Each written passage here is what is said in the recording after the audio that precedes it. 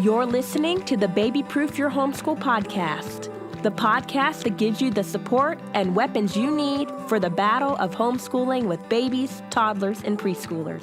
I'm Jenny Shaw, your host, and you've got episode 5.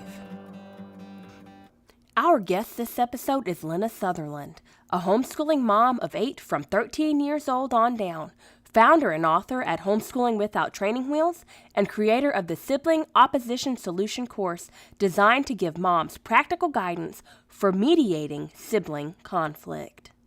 Today, Lynna is sharing her wisdom on sibling relationships with easy strategies for the moment and thoughts to consider for the future.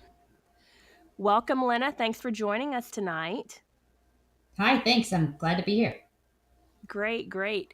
Could you take a little time and introduce us to your family? Absolutely. So, my name is Lynna. I'm married to Matt. We've been married, we're going to celebrate 19 years this year. Doesn't seem like it's been that long. But we have 8 children, and our oldest is a newly minted teenager. So that's a new phase of life for us, although nothing's dramatically different since the day before he turned 13. And then all the way down to our littlest, who is almost 1 and will be 1, I guess, by the time this podcast is live. And he's just, getting ready to walk and all those things. So that's our span. Oh, that's a fun age. It is. It's so cute. So what brought y'all to homeschooling? Did you always know you were going to homeschool? Did y'all have a huge epiphany, or how'd y'all come to that decision? Yeah, I have to say our story is kind of boring. I was raised in a home where my mom has a master's degree in counselor education. She's a Christian counselor, but she has a real love for education and philosophy of education. And so she was always very involved in our education in various ways. And her philosophy was year by year, kid by kid, just, take a look at what each child needs, what she was able to provide. And so I was actually homeschooled some. I was homeschooled for kindergarten and then for 11th and 12th grade. And so one of the blessings there was that homeschooling was not a weird thing to me. It was like a totally viable option for how you could educate your children. And I was an elementary school teacher before I had children. And I always thought of it as, I'd always wanted to be a teacher. I looked forward to teaching in the classroom. But from day one, I thought, this is something I'll do for a little while until I have my own children. And I sort of always expected that I would homeschool them. Just seemed like, why not? I can teach. I would enjoy being with my children. So there was no moment of epiphany. It was kind of something I'd always planned on doing. And, I married a guy who grew up in public school throughout, but he was very open to that idea. We were both, we just both thought it sounded like a good plan, and that's what we've done. It's great when both of the spouses are on the same page and there's not that contention there. I agree, yeah. Tell us about what you've learned on sibling relationships and how those can affect your homeschool. Absolutely. Well, so, I'm sure most people who have more than one child, especially if one or both of them is, 2 or older, you're going to experience sibling conflict because, here we are all day long in the home together, which is wonderful. But we're rubbing up against each other. We're sharing the same spaces. We're sharing the same resources. And, we're vying for mom's attention. And so there's going to be conflict that comes up just in, even adults have conflict when it comes to how to interact, how to share things. The closer the relationship, the more the conflict.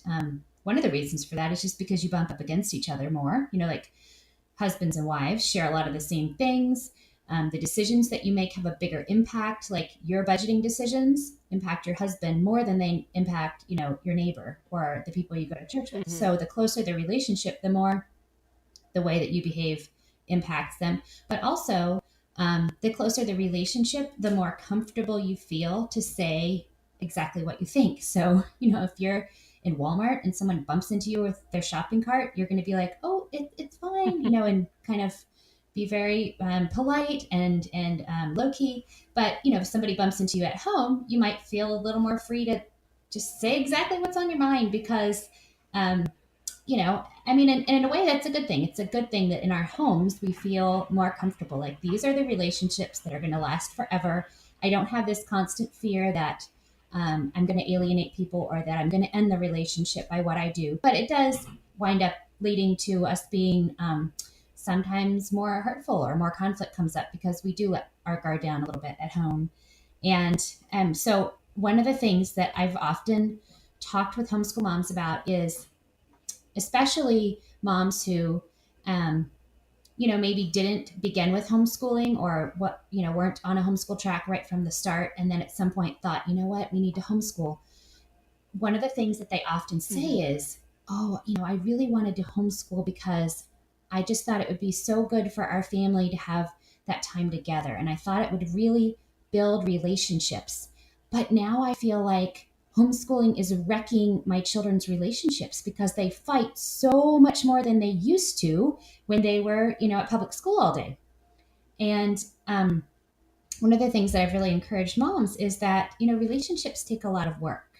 And the more we are together, the more it brings out, the differences in how we interact and the different weaknesses that we each have and the needs that we each have for growing and, just humility and kindness. And, so it's not as though homeschooling created these problems. It's just, wow, we suddenly have so much more opportunity to observe them in action, to see like what happens when you put A and B together over and over and over and over again all day long. And so it isn't so much that homeschooling made the sibling relationships worse. It's just that sibling relationships brought out those areas that already needed work, but maybe we weren't seeing them as much when they were in their own separate, classes or activities during the day.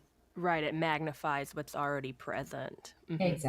Exactly. And, moms who are homeschooling are fairly intentional about their time and they've put a lot of thought into, okay, what do we want to accomplish this school year, and they've put a lot of work into acquiring resources and planning good things, good and beautiful things to present to their children and share with their children during the year. And so it becomes kind of a conundrum. Like I thought that we were going to do this picture study, but instead we spent the last half an hour sorting out who gets to sit in this chair and who gets to use the orange pencil, and we haven't even gotten to the picture study yet. And so I feel like the sibling relationships are competing with what I thought we were supposed to be doing in the homeschool. A lot of frustration. Been there. Exactly. Yeah. Yep. Because it takes a lot of time, right? It takes time to work through relationship things. Yeah. So, one of the things that I think is really important for moms as we look at the sibling relationships and we think about how to do that, oftentimes we're thinking first of like, how do I do this? Like, what's a tip? What's a strategy that I need to, employ right now to get this working or to fix this problem? And that is definitely, a valid thing to look for and to think about. But sometimes we have to take a step back. And the first thing we have to do is we have to say, what's my mindset about this? What's my approach? Why do I want to, fix this problem, or why do I want to go in the direction of looking for this strategy or this solution? And one of the things that I find funny when, like I'm laughing at myself here too, is that, as homeschool moms, we are all about like life learning and real life opportunities to, have hands-on experiences. Like we go to the grocery store and it's like, oh, look, guys, there's a 20% off sale. Let's see if we can figure out how much this would cost with a, 20% off. Or we're out walking and, oh, look, there's a caterpillar and it's building a chrysalis. And, we're so invigorated by the idea that our kids aren't just learning this from a textbook. They're seeing it in real life. This is so great. This is exactly why we homeschool. And we feel, very validated in our choices when that happens. But it's so funny because when real life opportunities come up for learning relationship skills, we kind of go, oh, wait, this is totally a waste of our time. This wasn't on the agenda. This is an interruption to the purpose of homeschooling. And I think sometimes it's important for moms to just step back and say, no, this isn't an interruption.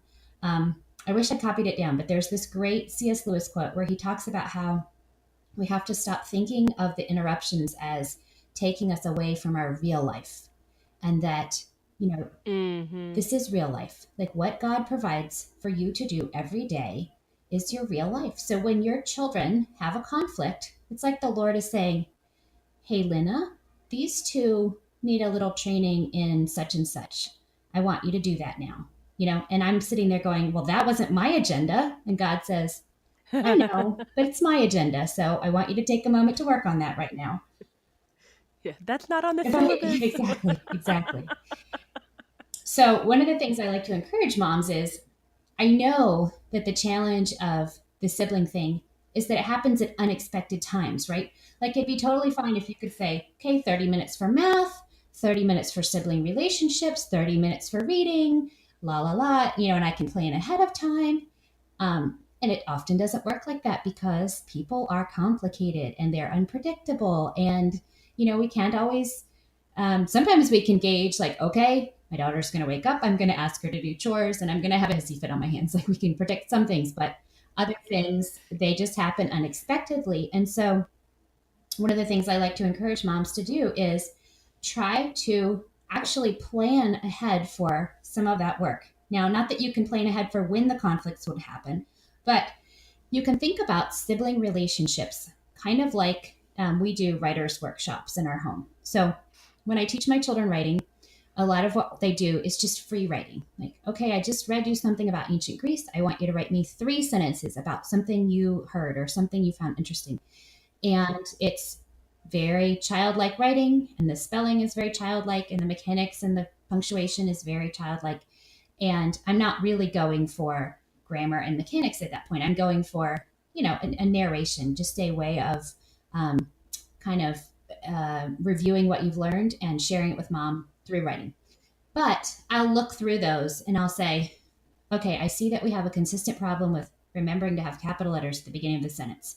And so I just make myself a mental note or written note or something, and we'll do as a part of our morning time, like, let's just remember about capital letters. When do we need capital letters? So it's not necessarily like in the moment that they've written it that we're saying, wait, stop everything. We need capital letters. But I just sort of make a mental note. Okay, I see this happening again and again. We need to make a opportunity to work on that. And you can do the same thing with sibling relationships. So, if something explodes and two people are fighting over a pencil, it may be that in that moment you kind of need to say, hey, we need to do science. Johnny's going to have the pencil today. I'll talk to you guys about this later. And then at another time, when you have a chance to plan, and when the baby isn't 30 seconds from waking up and needing to nurse, and then you're going to have to do lunch and et cetera, you can take them aside. Those high stress times. Exactly, exactly. You can plan for a time to say, okay, I see that we keep fighting over resources. So we need to step aside and talk about, not just what's the plan for who gets the resources, but also like what's behind this.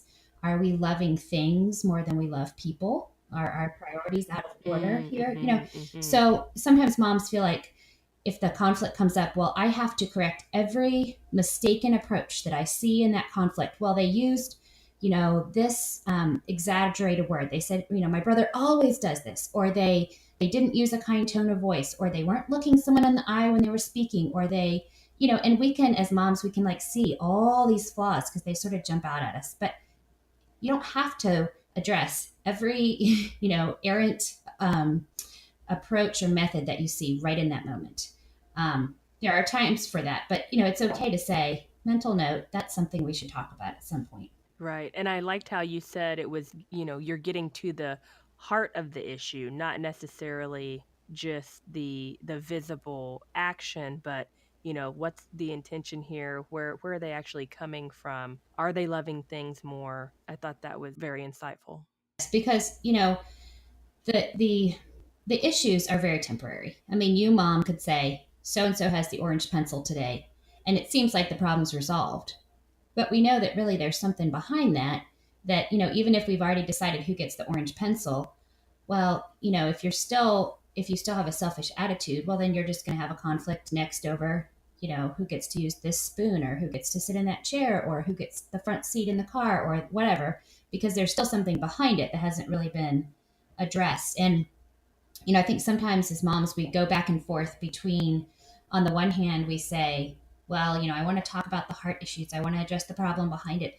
And on the other hand, we say, but I need like a strategy or an external approach, or I need a rule or a format that the children are supposed to follow when they have this kind of problem. And it doesn't really have to be either or. Sometimes using a format or a pre-created formula, you're going to tell them, when this happens, this is what I want you to do. It just facilitates that heart change. Like, I don't know if you've ever seen when you say to a child, fold your hands, and suddenly it helps them to just calm down. Like, I don't know why that is, that folding hands just kind of helps them to get their whole bodies under control. Not always, not foolproof, but something about that hand folding just helps them to reformat their wiggling or whatever. And the same thing can be true of verbal formats that we give our kids. So, when we teach them how to apologize or what it means to forgive and how they can do that. And one of my favorites that I've done a lot with my kids is we call it stop and talk. Because you know how if you're trying to have a conversation with someone and the television is on or an audiobook is still playing, it's hard to pay attention, right? Right. Well, the same thing can be true with emotional distractions. So, like I mentioned, the fighting over the orange pencil. One child has the orange pencil, the other child wants the orange pencil, and they're fighting over it. Well, the thing that is making the situation become more and more heated is that the first child's still holding that orange pencil. And so it feels like a moment of crisis. Yeah, it's still there as a distraction. Exactly. So, I try to teach my children, if someone is upset about something, then you need to stop whatever it is you're doing. If they're upset because you're tapping your foot, you need to stop tapping your foot to have that conversation. If they're upset because you have the orange pencil, you need to lay it down. If they're upset because you're sitting in the chair they thought they were going to sit in, you need to stand up to have the conversation. Now, this doesn't mean that siblings can just always get their way by fussing or complaining. You don't necessarily have to give over the orange pencil or have to cease tapping your foot forever and ever, or they have to have the chair, but you are required to stop whatever the thing was that's causing the tension and the stress in order to then have that conversation, because it's pretty difficult to um, speak kindly and be patient and have a loving attitude when the person is still doing the thing that's causing you a great deal of distress. Yeah, it's like you're still in the fight. Yes. Right. And it helps, sometimes moms say, well, if I'm telling them what to do or I'm telling them what to say, then how do I know if they're really being kind or if they're just doing it because I told them to?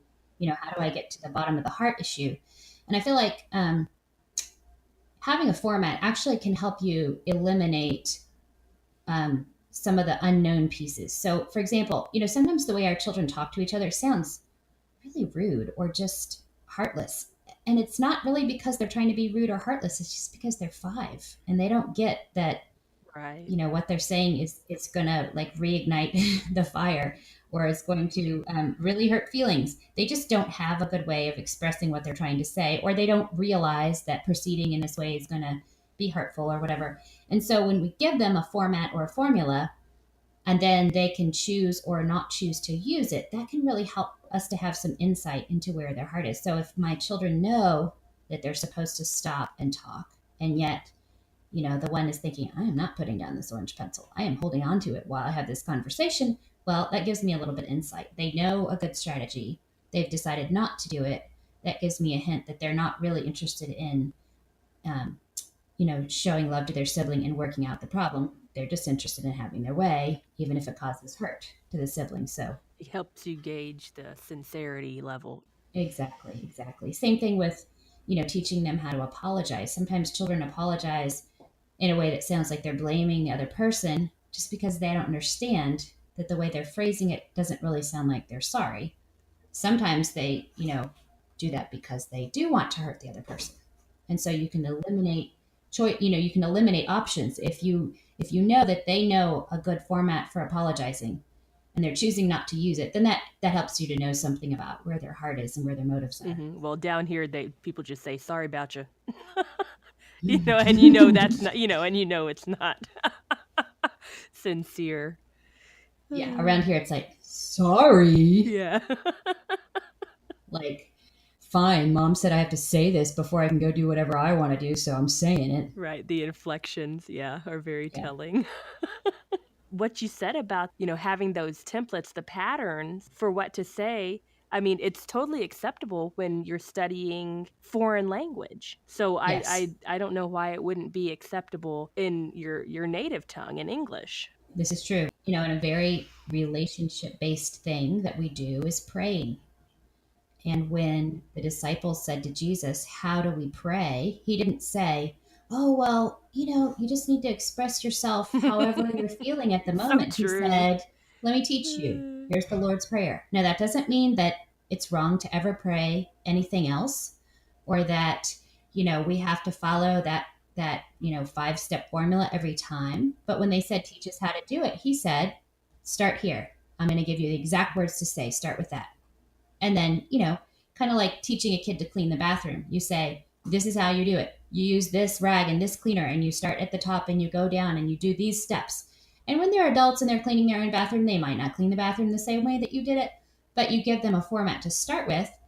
And then when you get the sense that they get the overall goal and they know what clean looks like and they know the parts that are problem areas that need to be caught, then it's like, okay, they can do it in different order. It doesn't matter. But, they kind of have to start with your the method that you set them up with to begin with, while they're learning the process and while they're learning what the goal is that they're aiming for. Well, and it's reassuring to have an example to look back to. Exactly. Yeah. So many things that we do in parenting are, not just relationship things, but all kinds of skill things. We start out by them, they watch us, they see what we do, and then we're doing it with them, alongside them.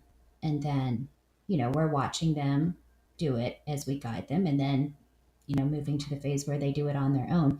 I think it's really hard for parents to think of relationship issues and sibling interaction as a skill issue, because it feels like it has such a moral component to it. And it does. I'm not saying that it doesn't, but um, sometimes we think of it strictly in terms of, oh, this is a sin, or this is, a heart problem. And it is. And I'm not saying, of course, that we disregard that, but there's a heavy, heavy skill component.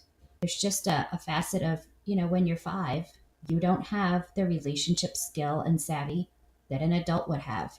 And there are days where I'm feeling just as selfish as my 5-year-old, but I know what's socially acceptable for a grown up. Mm-hmm. And I know that if I do or say these things, that would be frowned upon. And so I don't do those things. But it doesn't necessarily mean that I am more holy in that moment than my 5-year-old. I just have learned the skills of how to, what I'm allowed and not allowed to say or to express, or how to say that or whatever. So, just when we remember that there really is a heavy, heavy skill component, that helps us to feel less panicky about the whole, oh, it's a sin, and oh, they've got to repent. And, and again, I'm not saying that isn't a part of it, but there's just so much skill, so much that just has to do with maturity and developmental ability. Mm-hmm. There's a dichotomy that needs to be recognized. Yes, exactly. I'm learning so much that I need to know. Well, like I said, my mom is a counselor, and so she is so good at, one of the things I remember from growing up, she's so good with analogies. She's really gifted in thinking about how to explain something that's sort of complicated or intangible by using examples that of something everyday that you might be familiar with. And I'm sure a lot of them she picked up from, something she read or someone else that she heard saying that. But she's really good at doing that. And I feel like that was such a gift to us growing up, just being able to communicate about and understand kind of intangible ideas like relationships and emotions, and, especially the sibling interactions, in a way that helped it to make sense beyond just, well, you have the thing I want and I want to get it from you, and how do I do that? But rather, okay, no, this is a bigger picture of how do we think about other people, and what does it mean to love your neighbor, and what does it mean to do unto others as you would have them do unto you, lifelong kind of things, not just how do I keep from getting in trouble for being in a fight with my brother. Well, and I think this is a skill that not a lot of us were directly instructed in, to have those skills even as an adult, because I still struggle. And then also, it's so important when you're dealing with littles, because the older siblings have to basically rise above, because the youngers, they don't understand. So if they know what's going on and have those templates, have those skills, and are, working on them, not to perfection, but they're working on Yes, them, yes. I think that would help with those interactions with the children that are so young, they really can't control their responses. Exactly, exactly. Well, yeah, yeah. And actually talking with the children about, I think kids have somewhat of an intuitive sense of like, you know, the uh the baby is holding a kitchen spoon and he whacks you in the face with it. And man, it hurts, but they kind of know he's a baby. He didn't, you know, this wasn't like his Mhm. evil plot to hurt me. It was just he's a baby, he's swinging a spoon around. I got whacked in the face. But we've had conversations about that to help to illustrate to the children how much our assumption of the other person's motives affects our reaction to pain. So, if the 5-year-old hit you in the Yes. face with a spoon, it would hurt the same as if the baby hit you in the face with a spoon. They would both physically hurt the same amount, but we would be tempted to think the 5-year-old is being stinky. He thought that it would be funny to hurt me, and that's why he did that. And maybe it's true. Maybe that is why the 5-year-old did that. But just to illustrate that what we're thinking in our mind about the painful circumstances, that's really what affects our decisions. Not so much, well, I got hurt, and so I had to yell, or, oh, I got hurt, so I had to push. But that now there's a middle step in there that we don't realize. The same thing is true, if I'm in a grumpy mood and I'm yelling at the kids and the phone rings and I say, hi, how are you?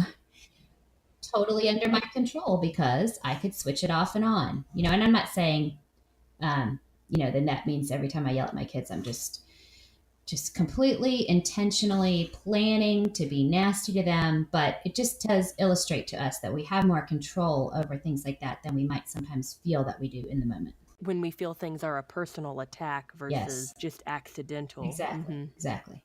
So, Lynna, do you have any final words of encouragement for our moms out there before we go?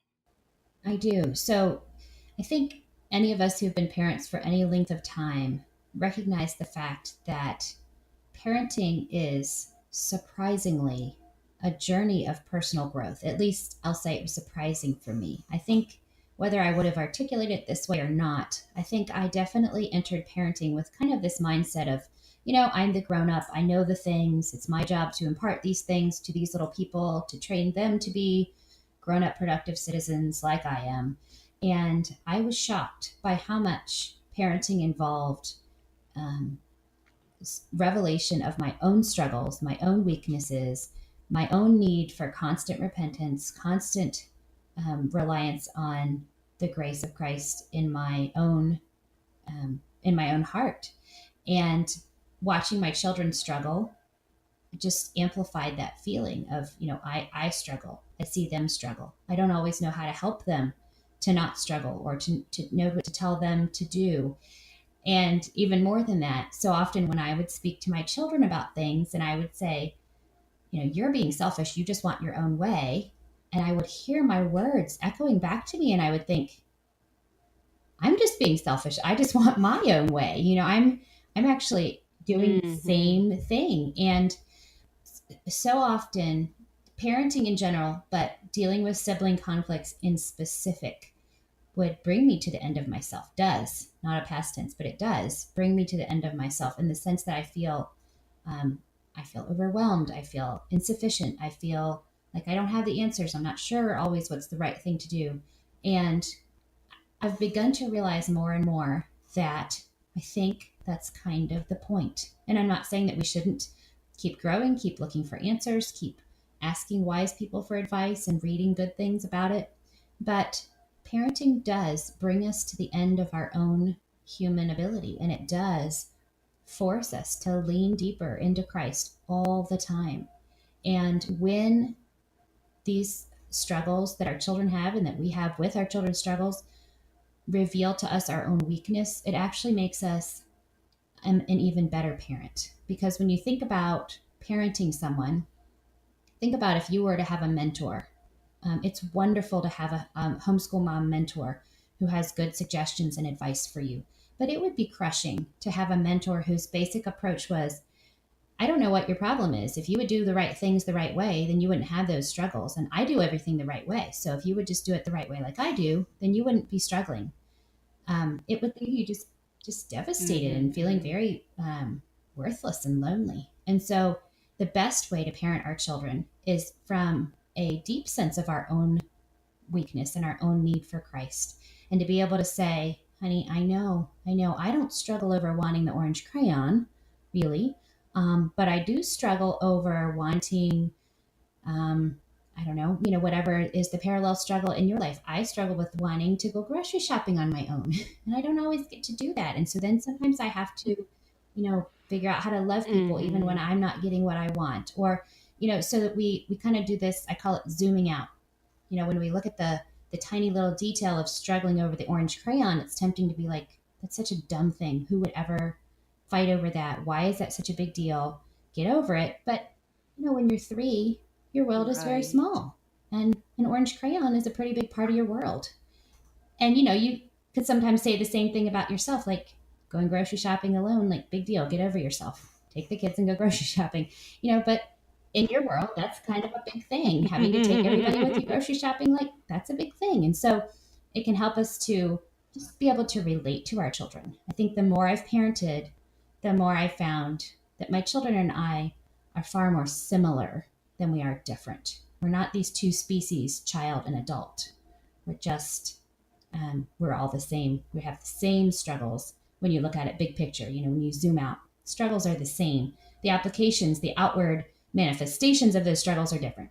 But at the heart of it, the struggles are the same. And so when I see my struggles, when I see my weaknesses and failures, it can be very discouraging. But then it helps me to remind myself that those understandings of my struggles are what enabled me to be a gracious and patient and tender parent, which is what my children really need. Well, Lynna, thank you so much for being here, and I really appreciate it. I've learned so much, and I know it'll be a blessing to other moms out there. It's been a great conversation. Thank you for having me, Jenny. So, Lynna, tell us where we can find you online and what you've been working on and your great new course. Absolutely. So I blog at Homeschooling Without Training Wheels, and the address for that is hswotrainingwheels.com. And I'm really excited about this course. I offered it for the first time this summer and had a great group of ladies sign up for it. We had 4 modules of material and then live discussion and a forum where we could have some real interaction. It was very encouraging, and I really enjoyed presenting that material. I think it was, a benefit to the ladies who participated. I hope it was. The feedback was positive. I'm going to be offering it again in October, and the cart for the course will be open from September 20th to the 28th. So if you head over to Homeschooling Without Training Wheels during that window, you can find linked right from the main page information on sibling relationships that'll take you right to the course, and you can learn more about it, and we would love to have you join us. Wonderful. You've been a wealth of knowledge. Thank you so much for having me, Jenny. You can find links to the things we talked about today in the show notes at barefootabbey.com/BYH5. You can also submit questions for personal troubleshooting there. And if this podcast is a blessing to you, please take a few seconds to share it and leave a review on iTunes so it is easier to find for our other sisters in arms. Thank you so much for listening, and until next episode, just keep thriving in the trenches and remember, you are not alone in this.